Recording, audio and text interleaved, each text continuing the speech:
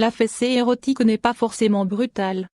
La fessée érotique version BDSM, ou 50 nuances degrés, se donne du plat de la main ou, mieux, avec un fouet en cuir.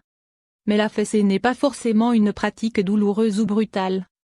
Elle peut aussi se donner d'une main douce avec le bout des doigts, ou encore avec un délicat plumeau.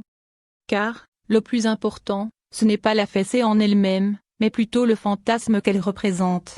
Et l'attente excitante qu'elle suscite. La fessée érotique, pourquoi pas avec un jeu de rôle coquin? Pour maximiser le potentiel érotique de la fessée, pourquoi ne pas la donner dans le cadre d'un scénario coquin, façon pièce de théâtre improvisée? Quelques idées pour les couples les plus imaginatifs.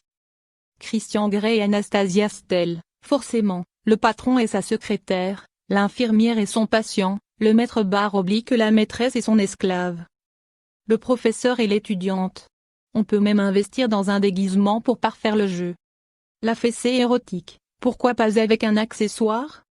Le meilleur outil pour donner une fessée érotique, c'est bien sûr la main. Toutefois, pour introduire un peu de fantaisie sous la couette, on peut investir dans un, ou plusieurs, accessoires. Version très douce, le plumeau, zéro douleur, puis arrive la tapette en cuir, en vinyle ou en bambou, qui est aussi douloureuse que la cravache, c'est supportable. Et enfin le martinet ou le fou arabe, en cuir tressé, par exemple, c'est assez douloureux.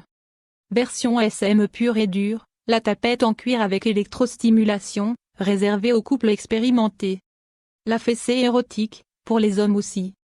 La fessée n'est pas obligatoirement administrée à la femme par l'homme, l'inverse est également possible. Stop au sexisme. On peut, par exemple, envisager un scénario où madame est dominatrice tandis que monsieur s'offre en position de soumission.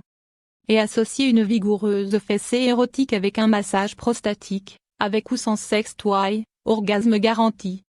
Fessée érotique, consentement obligatoire. C'est la condition sine qua non pour une fessée érotique réussie, les deux partenaires doivent être également enthousiastes. Pas question de se forcer pour faire plaisir, parce que c'est la mode ou pour réaliser le fantasme de chéri. C'est le meilleur moyen d'être déçu. Ou pire, d'en garder un mauvais souvenir.